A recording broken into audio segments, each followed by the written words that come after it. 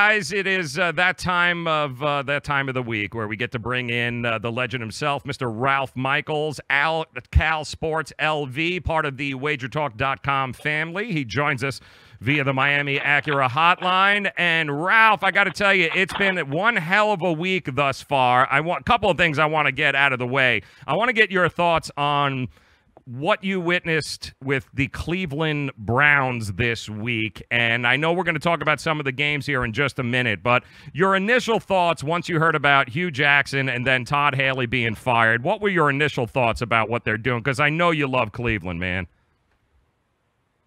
Yeah, well, again, I don't think he should have been back. I'm speaking about Hugh Jackson with coming off an 0-16 year, and you're drafting a quarterback, number one, and you're trying to have a new mindset.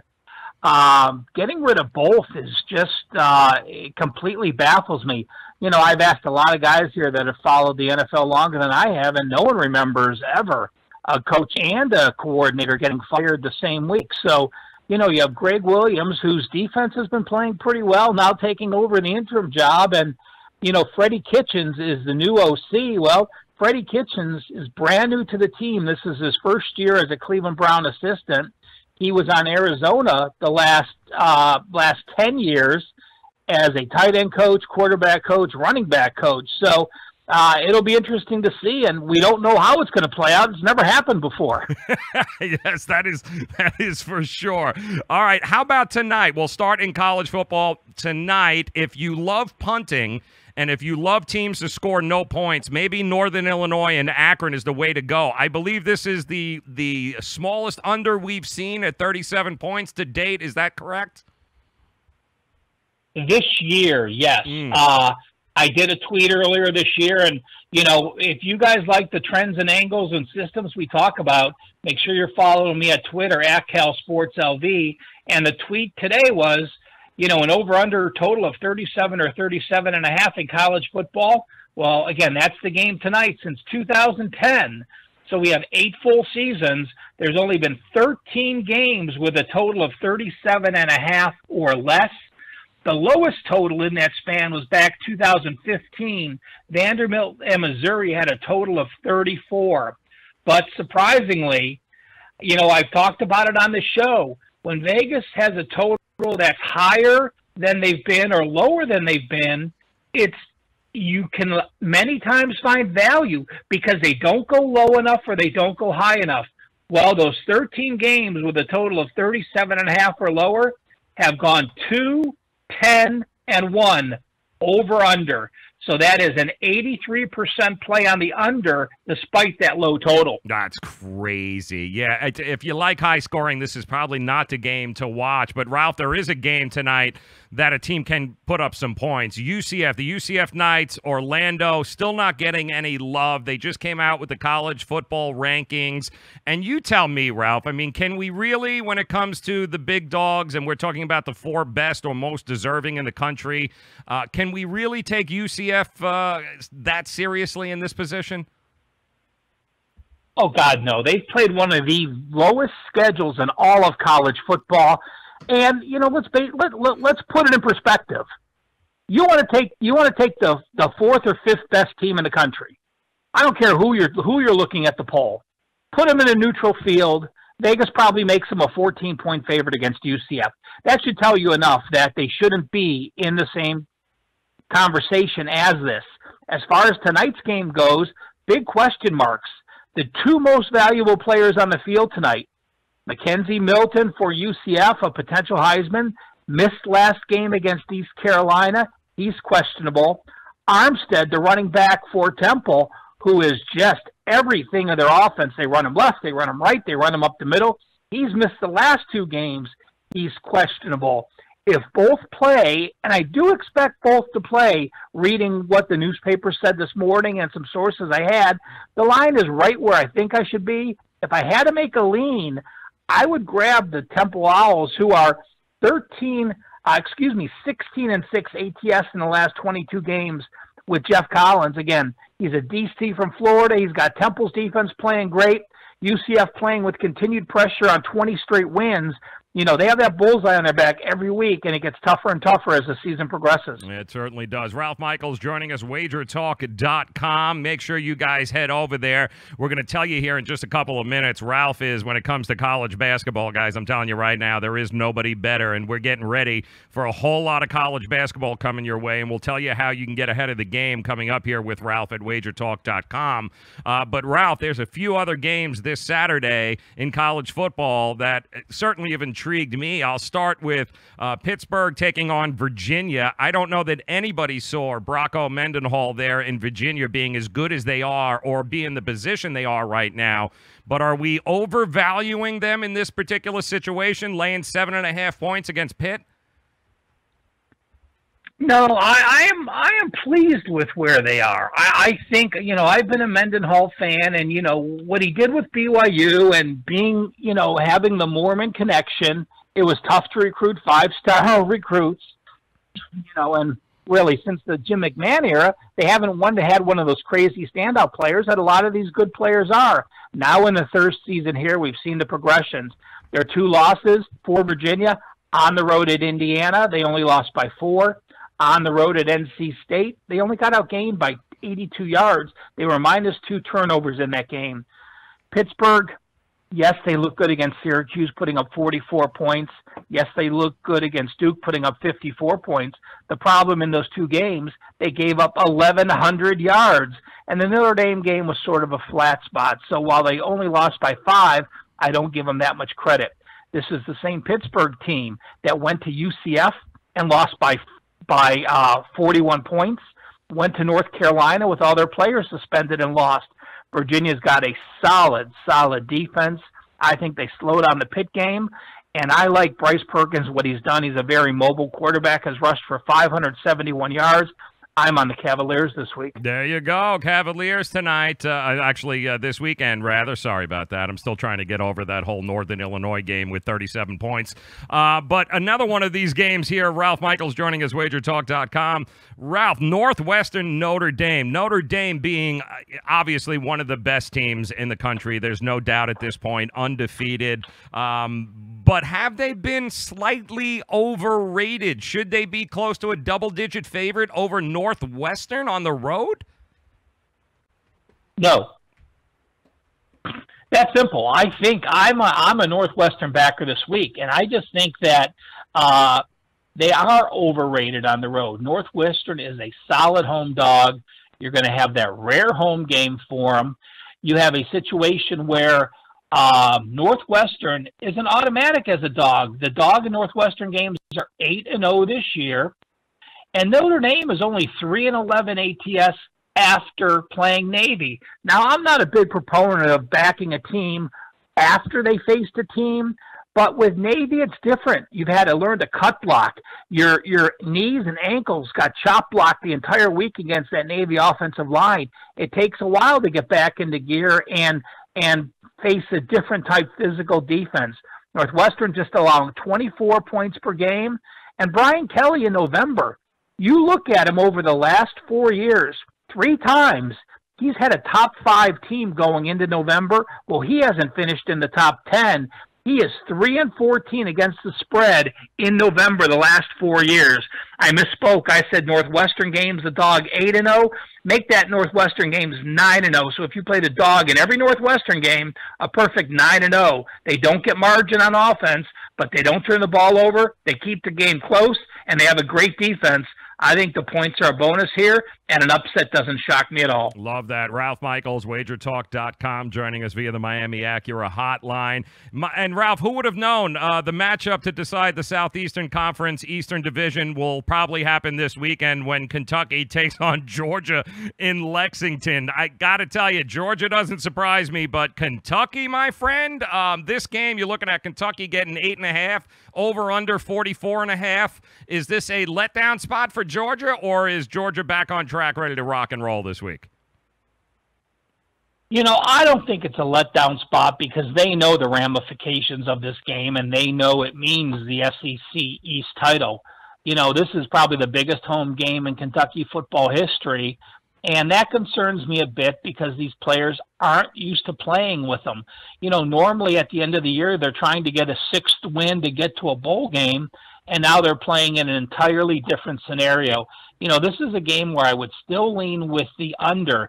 Georgia's offense just doesn't seem to be able to pull those games away. Yes, they won by 19 against Florida. That was a very misleading game. That was a 1-point game at halftime, and they were plus 3 turnovers, which caused the difference. Vanderbilt and Tennessee, again, neither of those teams have a defense. Kentucky has a legitimate top 15 defense with a pair of NFL players on that. But again, when you have Terry Wilson as a quarterback for the Wildcats, who has a 5-6 ratio on the year, if Georgia does get to an early lead, it's gonna be a concern. So I'm looking at this game one of two ways. If you like Kentucky, you're going to play the under because it's going to be a low-scoring game. If you like Georgia and they pull away and Kentucky has to start throwing the ball and get away from their running game of Benny Snell, who's almost at 1,000 yards with 935, the game would go over the total. I am passing on the game itself, but I will be a fan and watching to see and hoping Kentucky can make the next step up. I always root for those teams that have struggled for so long to get to contention, but again, it's very difficult to get to contention and then win when you're in contention, which is what the situation is this week. Yeah, that is the truth. There's a big difference. This is big boy football now, Kentucky. Let's see how they do. All right, Ralph, the game that everyone's going to be talking about, we'll end the college slate with that. Alabama, LSU. Maybe I should just ask this question, Ralph. What are the chances that Tua plays in the fourth quarter in this game? Well, if he's healthy, he's going to be playing. I think this is going to be a snobber knocker. One of those low-scoring SEC games like we're used to with Alabama and LSU. We're used to seeing those 9-6 games, and and this very well could be another one. LSU. I mean, I'm very surprised they did what they did to Mississippi State. I'm very surprised with what they did to Georgia. They're home for a third straight game. And when I do my power ratings for a home field edge, I'm like a lot of people. A lot of people just say, well, it's a 3-point home edge. I go from 0-point home edge to some teams like UNLV to a 5.5 home edge. When LSU is playing at home at night, there is nothing like Death Valley. I give them a 6.5 home edge. Only those 8 o'clock night games, and being a home dog makes it extra special. The only other situation in college football where I give that big of a home edge is Penn State at night at a whiteout. It makes that much of a difference. So I think LSU's defense keeps them in this game. You have Tua banged up. You have Jalen Hurts not completely healthy.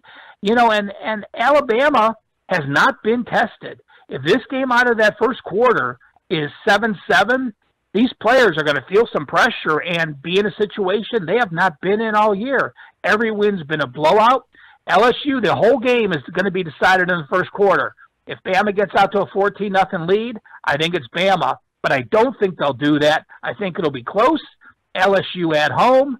LSU is a home dog with my number 6 defense in the country, and that's a situation that I'll take every day of the week. I love that. Ralph Michaels, wagertalk.com. Before we tell the listeners and the viewers here, Ralph, how to take advantage of the wealth of knowledge that you have regarding college basketball, I did want to get your thoughts quickly on DJ Durkin. What surprised you more, that Maryland brought him back, or it took him as long as it did to actually realize we shouldn't bring him back and fired him? I'm amazed he came back, number one. Number two, I'm more amazed that they brought him back, or they wanted to bring him back mid-season. You have a Maryland team that is off a 30-point win against Illinois. They crushed Rutgers by 27 points the week before. Their losses are to Temple at home, which was a game early, Michigan and Iowa on the road. Those aren't bad losses. The team was starting to make strides. You have a situation where you have a positive atmosphere. Then you try to bring them back midseason. What good does that do you to a Michigan State game? So bringing them back midseason surprised me. Obviously, once the players started walking out of the meeting, there was nothing they could do. He had lost the team. And you can't give a coach that lost a team and put him back in position of authority. They did that. It lasted 24 hours. He was there for one practice at 6 p.m. when practice ended. They decided to tell him he was fired. So, I think the players are going to feel sort of like the Missouri situation a few years. The players spoke up. They feel that their voice was heard. They have the coach that they want. And I think this game they're going to be somewhat distracted because of all that.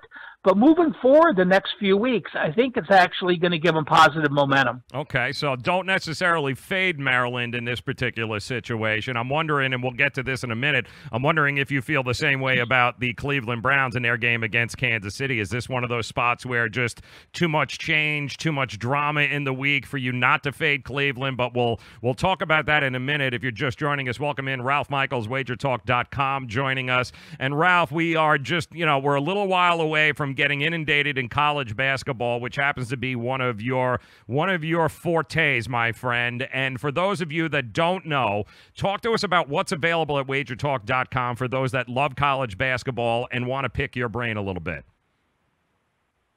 Well, I did a college basketball guide, and it's simply this. It's simply the steps that I take to do my power ratings to start the year. Well, when you're talking about a preseason guide in college basketball, it's important to know what a team did last year. So often people look at how many starters the team had back this year and make their judgment. Well, you have to look at how many starters the team had the year before, what type of schedule they played, what were their points per game and rebounds per game difference on the offense and defensive side, how high were they ranked. Did they make the tournament? You have all that information in there from last year. Then let's look at this year. I give you the last 3 years of stats. Not only stats, but I give you my offensive and defensive and tempo efficiency. There's such a wide swing in college basketball. A team like Virginia may shoot the ball 50 times, and a team like the Citadel up-tempo may shoot the ball 100 times. Well, points per game doesn't mean much if you played a lot of fast-tempo teams. And then when you look to this year, I have all 55 new head coaches. In one line, I'm going to tell you where those new head coaches came from, what position they had at what school, or what they did. Then we're going to talk about this year's recruiting rankings. It goes from 1 to about 185. There's 353 teams, but only 185 teams recruited a player strong enough to give them a grade. And then I have 3 independent sources without mine even being included as far as conference ranks or ranking from 1 to 153. So there's 143 games next Tuesday. That's crazy the way they started the schedule. This is the first time that's ever happened. But again, it'll get you ready to make that first step when you're betting games next Tuesday. Yeah, make sure you guys head over wagertalk.com, head over to the Cal Sports LV page. You guys will see it. You'll have the opportunity. Also, make sure you guys look out here over the next couple of days. We'll have a very special college basketball preview show with Ralph Michaels. We'll give you an opportunity to pick his brain there. Let's talk some NFL here, Ralph. We get ready tonight, Thursday night football. I believe there's a high school quarterback playing, and then there's Derek Carr. I'm not sure what the hell's going on with this game, but all I know is last I checked, the Raiders are getting points, and they're going up against a quarterback that has never thrown a pass in the NFL. I can't figure it out, Ralph. What do you think tonight? Well, that decision hasn't been finalized, but most likely that's the case. C.J. Beathard has had problems gripping the ball. He had an injury, and the coach, Kyle Shanahan, said if this game were Sunday, he would be able to play. So he's close. It's still going to be a game-time decision. If not, you're going to Mullins. Mullins is a quarterback who at Southern Miss broke all of Brett Favre's records, but he was a spread quarterback that took snaps out of the shotgun. Even this year in preseason, he struggled a bit to get snaps in the preseason. So, I'm with you that if this line, if it is Mullins and San Francisco is a favorite still, I would be on Oakland. One situation just blindly is Thursday night home teams off a loss have been very good.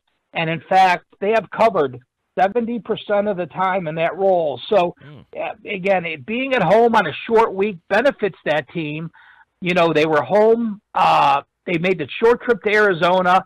Being home on that Thursday game is a big benefit. But, again, with the quarterback situation unstable, until we clearly know what it is, this is a game where I'd be waiting to bet by turning it on, watching the pregame, see who they tell you is going to take the first snaps, and get your bet in quickly. And go from there. All right. Now, we did mention the Cleveland Browns. Total turmoil there over the last week. No more Hugh Jackson. No more offensive coordinator Todd Haley. You got a rookie quarterback that's going to be at home taking on the one of the highest-powered, best teams in the NFL, the Kansas City Chiefs. Ralph, is this a situation where too much drama, too much change too quickly, fade the Browns even though they're getting 8.5 points? Yeah, you know, getting 8.5 points isn't going to be enough for me in this game. I'm not going to be on Kansas City either because I'm going to pass.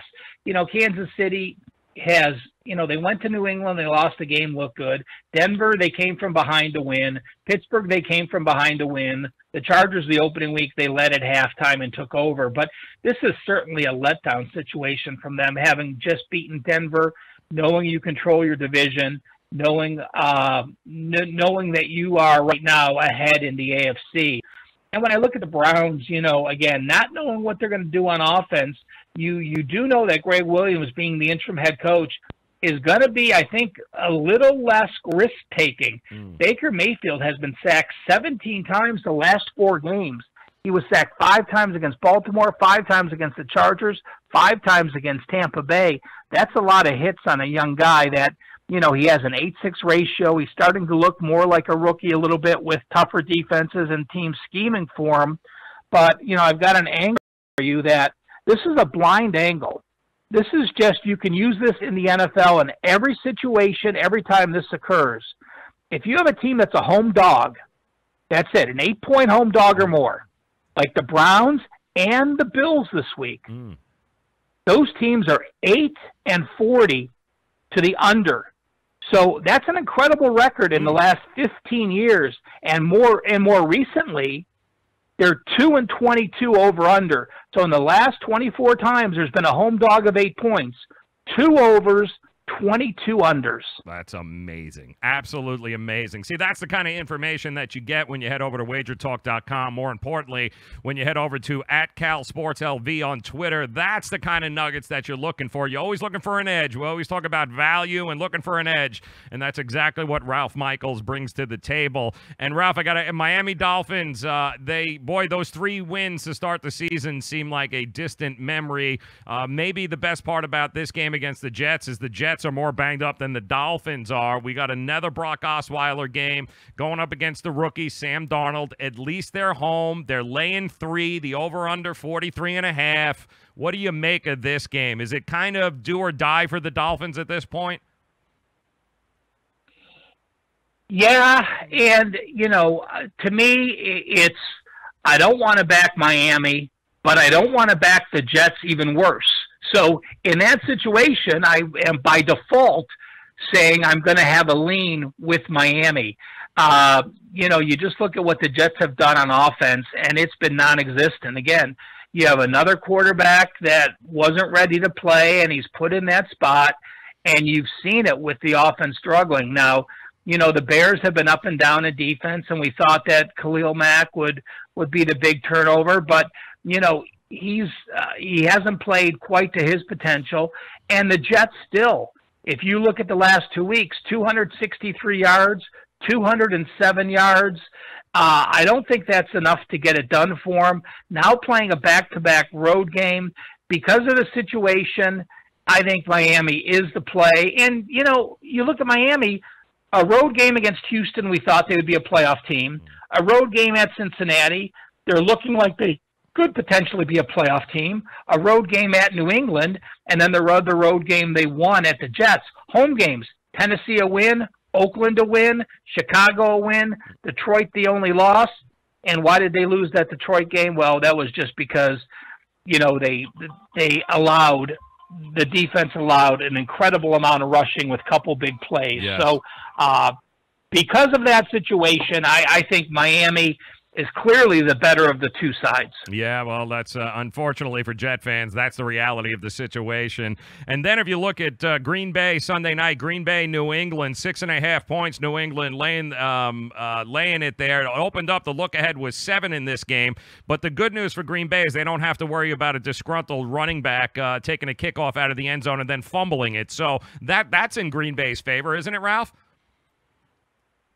Yeah, again, there were some weird special teams plays last week. I mean, he's probably lucky that the Steelers did what they did, because that was the worst special teams gaffe. I mean, you get a safety and then you let the ball land 15 yards behind you, and there's 4 Browns players on it, and 3 Steelers players are 20 yards away from it looking at each other. So, yeah, again, it's still not the worst gaffe of the week. But I look at Green Bay, and if I am going to get Aaron Rodgers with a 13-1 ratio with this many points, I'm going to take them.